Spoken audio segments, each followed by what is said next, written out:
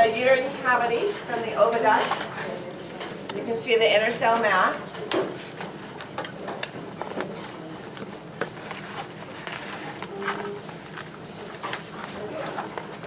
So what is doing the burrowing? Is it the Syncytial trophoblast. So remember that surface right here of the trophoblast? It's still trophoblast, it's not cytotrophoblast yet. And then the cells multiply. This is the stratum functionalis up here. So here's the syncytial trophoblast formed as these continue to multiply. And that's what's separating the stratum columnar cells and moving into the connective tissue, the stratum functionalis. Okay. Do the syncytial trophoblast trophoblast? Well, syncytial trophoblast is a noun, it's not, I mean, it's a singular structure. So it's syncytial trophoblast, not plural, or just syncytium. It's the cytotrophoblast cells that fuse together.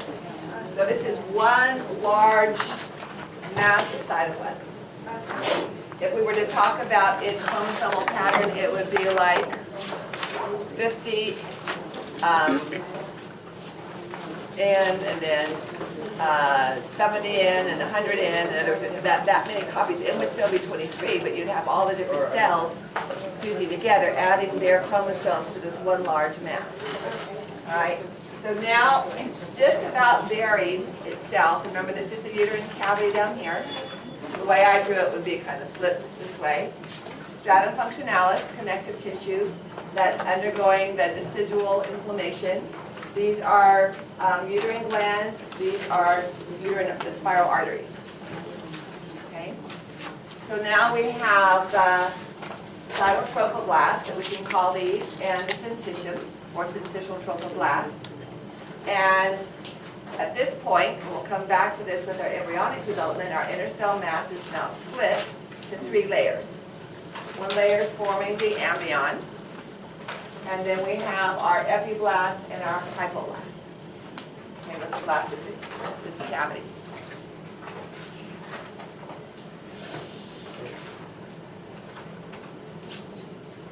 So now you can see the syncytium is starting to come all the way around, more fully developed as it reaches the glands and the blood supply.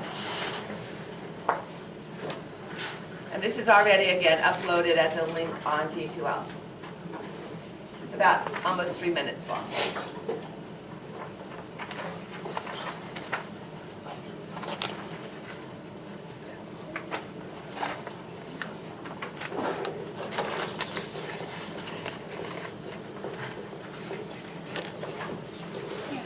Here you can see it's opening up blood vessels and forming the lacunae.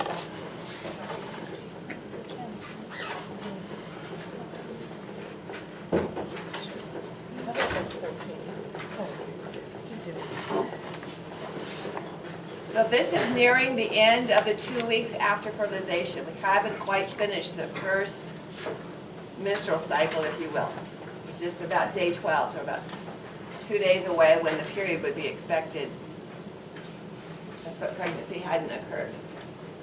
So showing the beginning of the embryonic disc.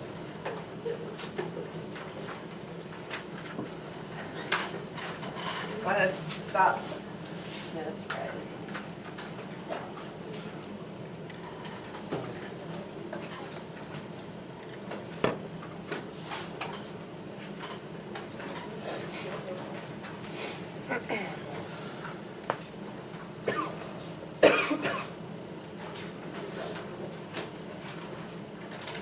So the cytotrophoblast, remember how I talked about it forming connective tissue going out, forming columns out to the syncytium, and then a fetal connective tissue going into those columns to form fetal blood vessels?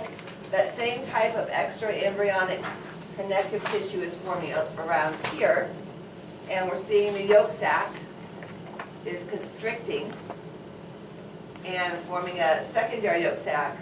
And then the embryo here is going to continue to develop and fold, as we'll look at today.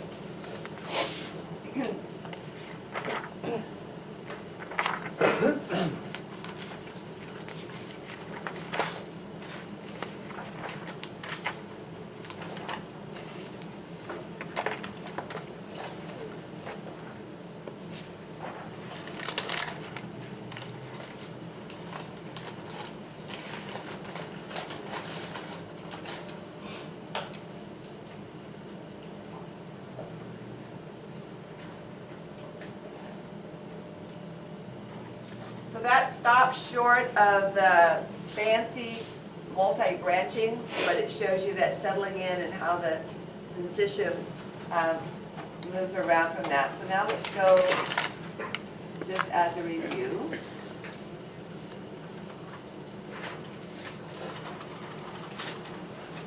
So that kind of left us at this stage, all right, of implantation. And then remember the chorion is formed as the cytotrophoblast forms columns that send down out into the syncytium. Those cytotrophoblast form fibroblasts and fetal blood vessels, and each time the columns continue to branch and form finer and finer branches, so there's more surface area associated with the maternal blood.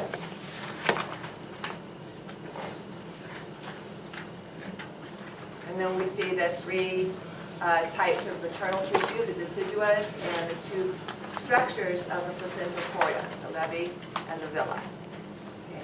And then that just continues to develop increasing number of branches, finer and finer, increasing the blood supply, decreasing the amount of time that it takes for a large volume of nutrients to gain access to the placental tissue. All right, so then we move forward, and we're at this point when we finished on Friday. So we had taken, let's put the lights up here.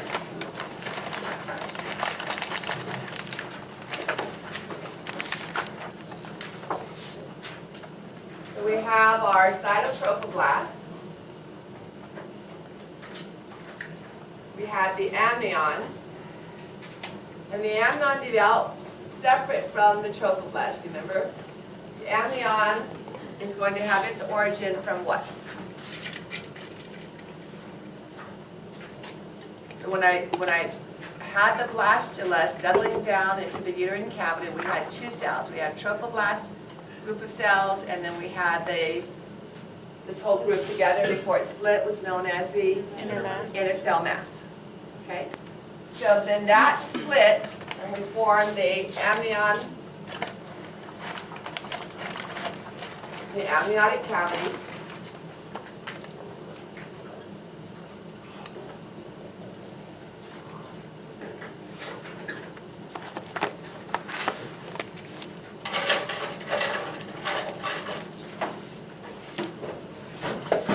Took all the colored ones over to the other room and didn't come back. And then we have the epiblast.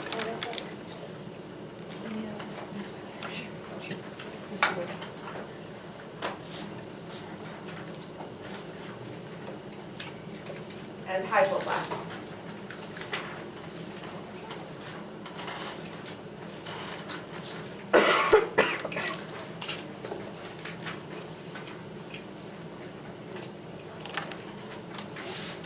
Looking at this structures here, and then remember the hypoblast multiply to create another sac on the ventral aspect.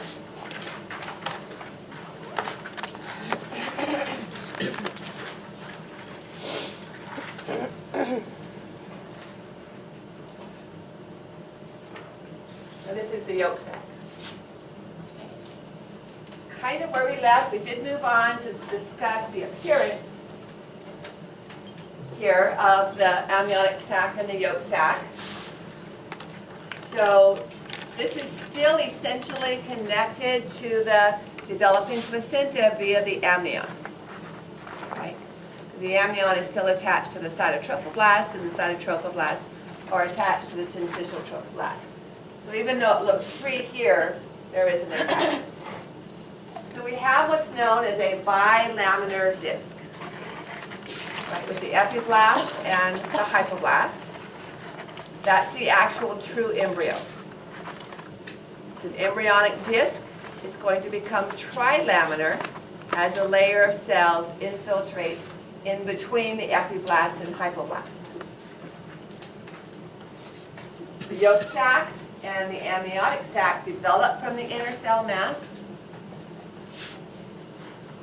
but eventually will not be part of the embryonic structure itself. Part of the yolk sac is included in the folding, but isn't part of the embryonic disc.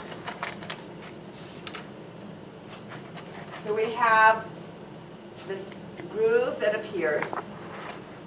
So I'm going to leave this picture up to the left. And we have this embryonic disc, the epiblast above, and the hypoblast below. And now we're just going to look at the epiblast, the two structures in this view.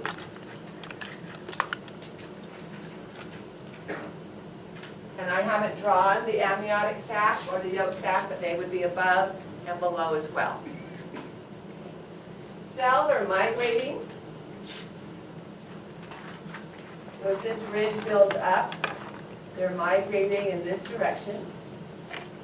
And that creates the appearance of this neural groove.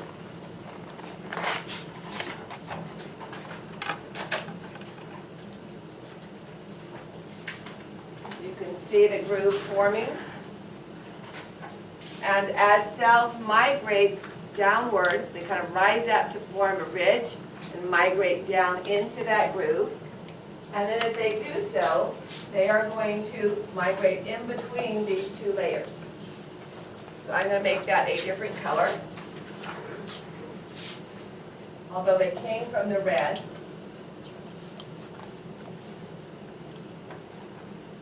And they kind of fill in this side as well.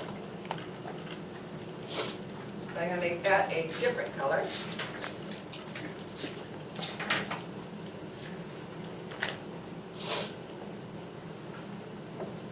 Push aside the hypoblast. And now we have a trilaminar disc.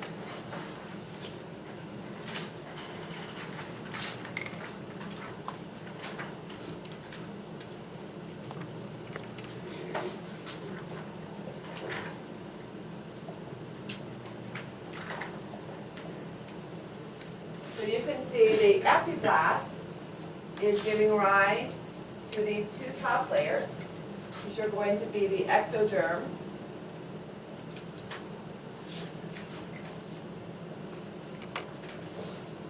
and mesoderm. And now you'll read various components that will say the hypoblast becomes the endoderm. In actuality, the hypoblast kind of gets pushed to the side, and those cells are replaced by cells that in actuality came from the mesoderm, which came from the ectoderm, that are going to form the endoderm.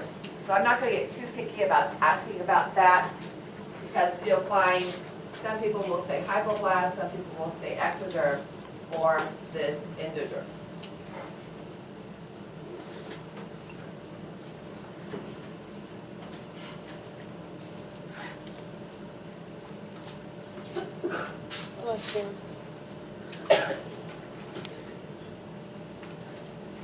But this is what I'm talking about here. See how the cells coming down from the ectoderm kind of push aside the hypoblast, as well as fill in to form the mesoderm. And so this is what I just drew.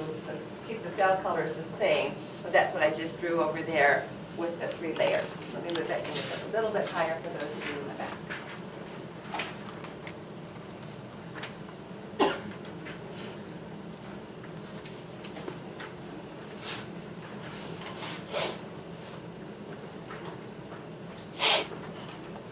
So these three layers, ectoderm, mesoderm, and endoderm, form our definitive tissue. So back last semester, when I covered histology, the epithelial tissue is actually derived from all three. All three of these germ layers give rise to epithelial tissue. The ectoderm gives rise to the epithelial tissue of your skin. All right? Anybody really know what other system it gives rise to? Nervous system. Remember, it's called the neural groove. All right, so this is going to form eventually it's going to close off.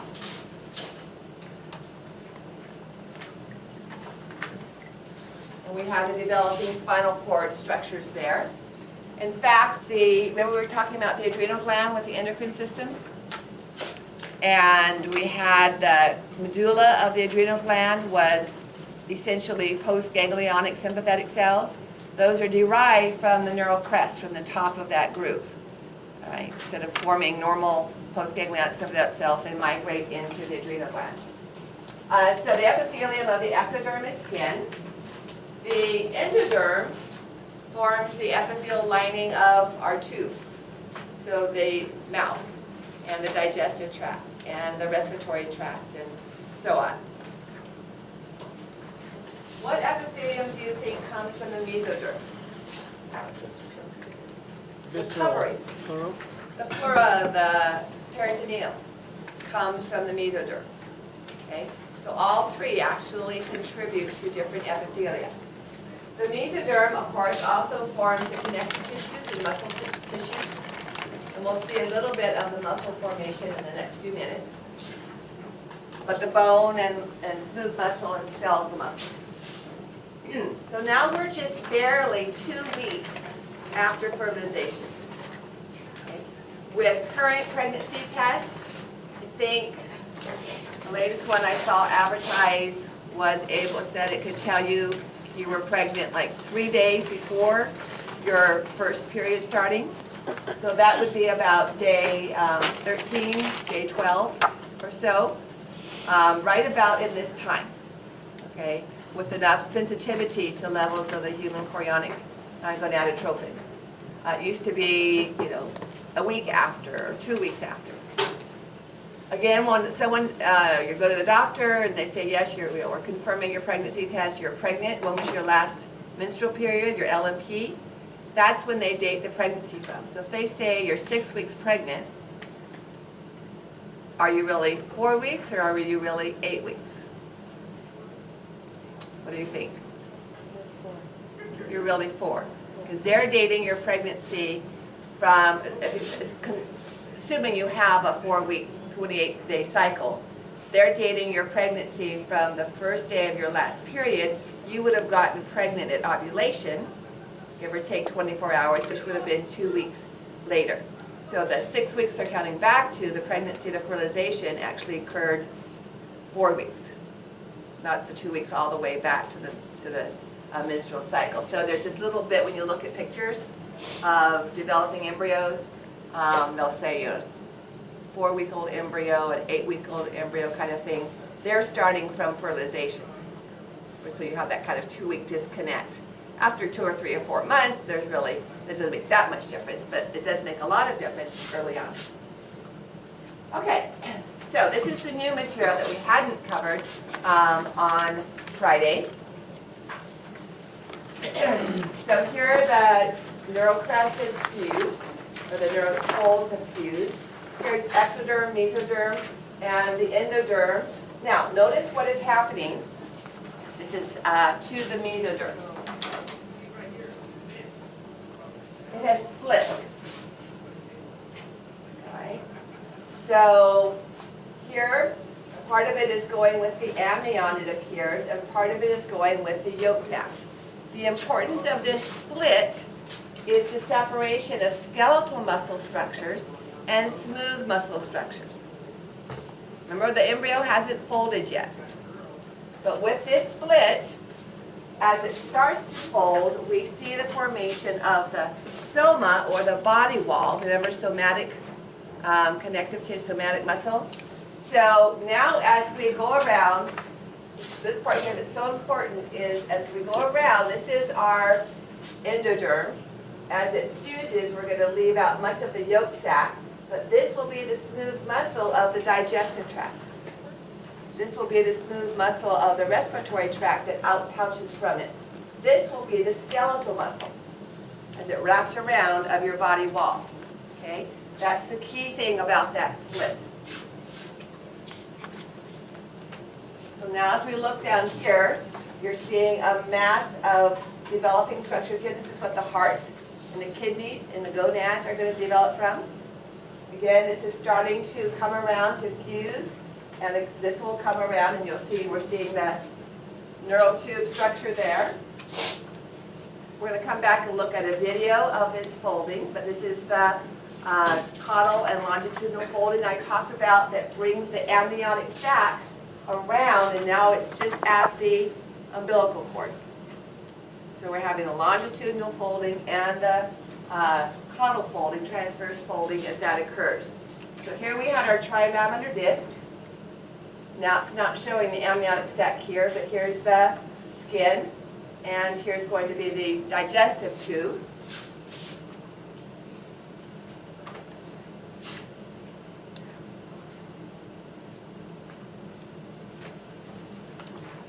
So now we have, these are the skeletal muscle structures of your back, all right, as well as the organs developing. And notice now how this part has come around. This is the ventral cavity. It's going to be the thoracic ventral cavity, the abdominal ventral cavity. And this muscle here is going to be the abdominal muscles and lateral muscles of your chest wall. Here is the folding tube here, and this muscle is going to be the smooth muscle of the gut. Okay. So we have somatic mesoderm, skeletal muscle, and splanchnic mesoderm, smooth muscle. I want you to know those terms. And then this is the last diagram that we stopped with. So here's the genital ridge where the kidneys and gonads are developing. The heart's going to develop in this area right here. Here's the skeletal muscle of the ventral cavity and the smooth muscle of the ventral cavity. And this mesoderm, not only is it forming smooth muscle and skeletal muscle, will form the parietal pleura peritoneum and visceral pleura or peritoneum. Okay, so that's how we get the epithelial tissue out of mesoderm and not just connective tissue. So this is an image that you should pay attention to, all right? So you might see on the lecture exam, asking you to identify the 3 layers and the 2 different types of muscle. And then I have a video that I linked as well.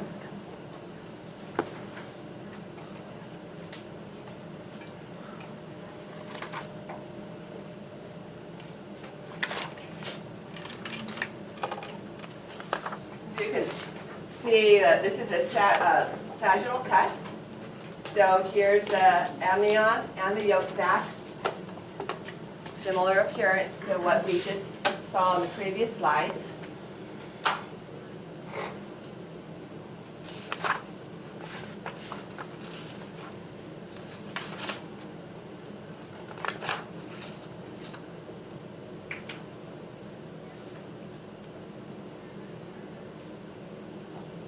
Two dorsal aorta we'll look at next unit actually come together to form the heart.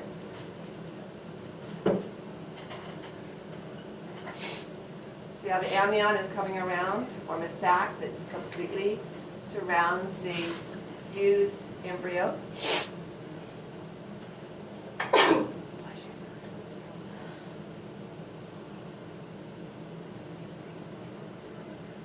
Just going to do it again, just a little closer to the head.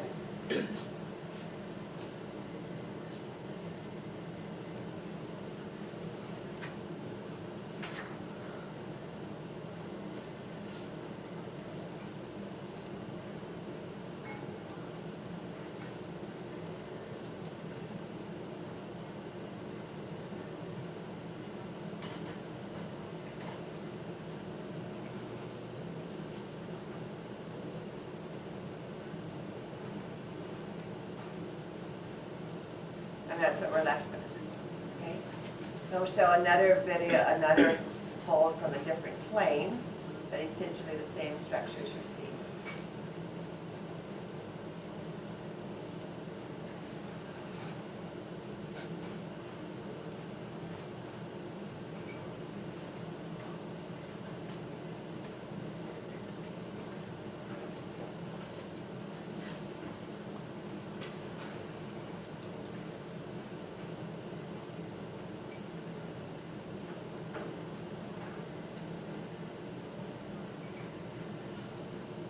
remember by day 21, the heart is beating. Right? That's a week after when the menstrual period would have started if fertilization hadn't occurred. Okay, so that shows you a visual fluid movement of the holding. These structures, again, back to this diagram. This is very early in the embryonic period. Your textbook goes on and talks about the entire 9 months of pregnancy. But this leaves us with enough information that as we look at each of the developing systems, the heart and so on, we can come back to this and look at the development of the heart or look at the development of the digestive system or the respiratory system. So we're not going to go any further than kind of the end of the first menstrual cycle, the 28 days, maybe 2 or 3 days into the next one that it is occurring because of pregnancy rather than an actual menstrual cycle. Okay, so just want to end here with just a short discussion on forms of contraception.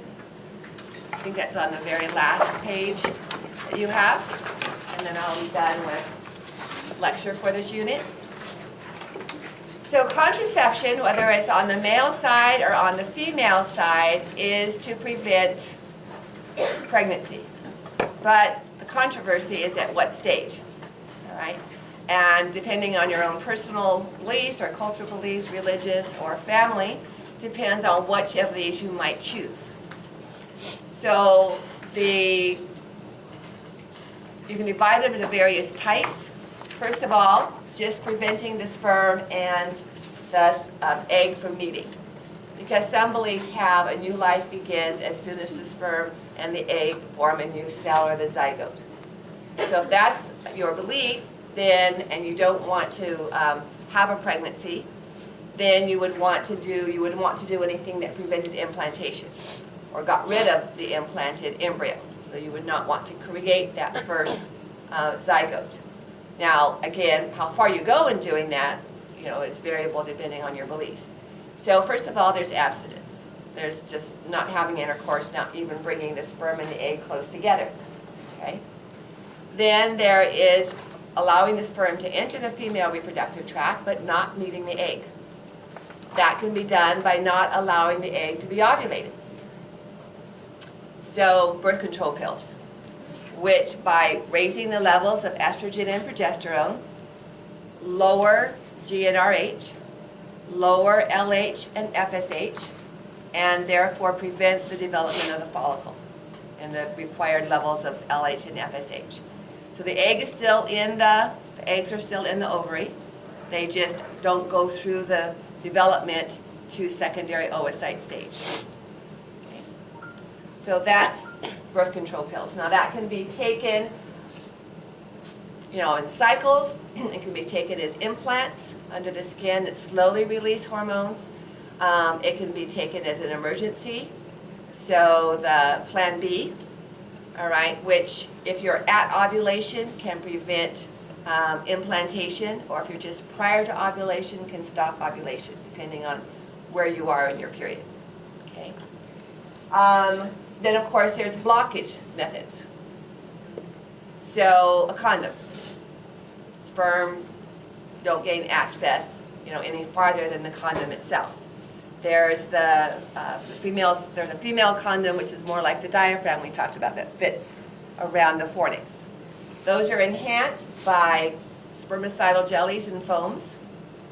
And my older sister wanted kids, and her husband wasn't quite ready. She wanted to write a book on how to raise kids, and you kind of had to do that first before you wrote the book.